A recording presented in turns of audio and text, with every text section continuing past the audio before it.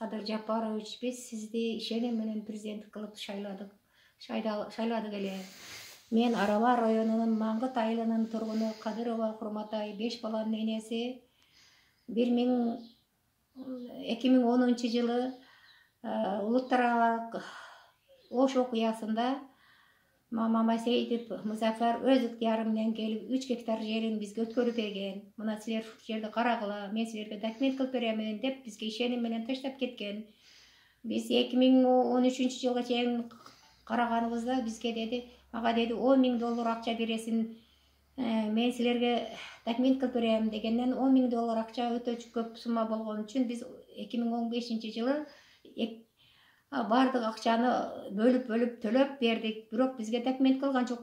Документ кылып берем силерге, эч кажалат болбогула деди. Ошентип биз ошол жерде 2010 жылдан 2020 жылга чейин жакшы карап, жер өмөлүү дарактарды эктик, теректерди эктик, картошка, пияздарды эктик.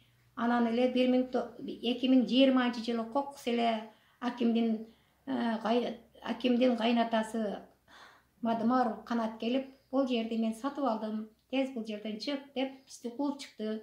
Бизди эгинтигинибиз, чөп чарыбыз, эчтекебиз барды берген жок. Анан мен акимге кирдим.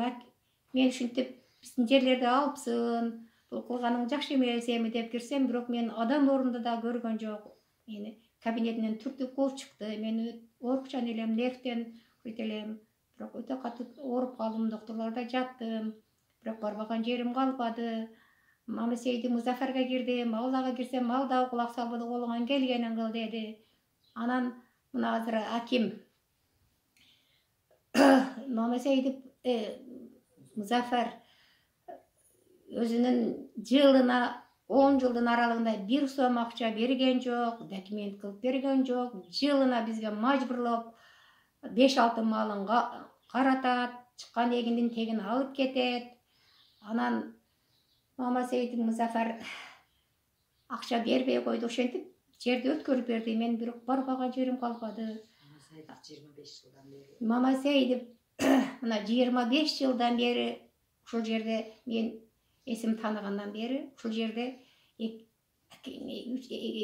экинчи зам болуп иштейт. Биздин райондо мындан башка билимдүү адамдар жокпу? Аким болсо Отунбаев мезгилинен бери эле ушул жерде 11 жылдан бери аким, ал дагы аким 20-25 аким алмашса да аким алмашкан жок. Биздин райондон булардан башка эч ким бир билимдүү кадрлар жокпу?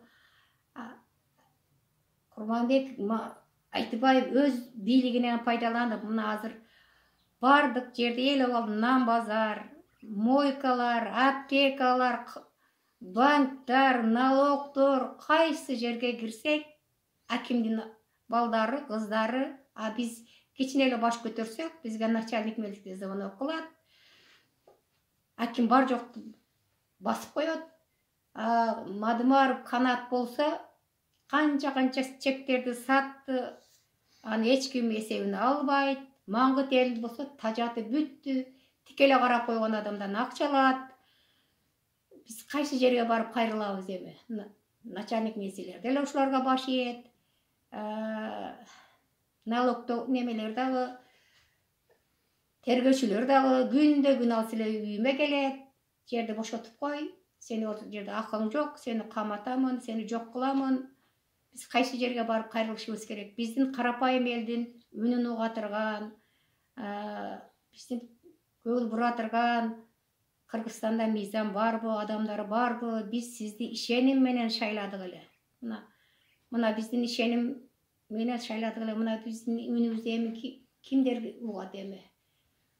Мына азыр Мадымаров Канат биздин эчтекебиз бербей койду. Бизди бардык эгинтигиндерибиз бербей. Мына азыр менин 10 жылдык мээнетим күйүп кетти. Менин 5 балам бар. Ошол жерден алып жеп ушул жерде тирикчилик кылат элек. Ошого биздин үнүбүздү угатырган адамдар болсо, бизге жакшы болот эле. Анан булардын үйлөрүн Мамасейдип Музафар, Мамасейдип Махамаджандардын үйлөрүн көрсөңөр, мен ал үйлөрүм чарханы менен эле тең болуп калат. Булар биздин арабары районунун 90%-ин Мамасейдип Зафарлар ээлеп бүткөн. Таш деле калбады, сайлар деле калбады, аким деле сайдын таштарын деле эчтеке бардык адамдар.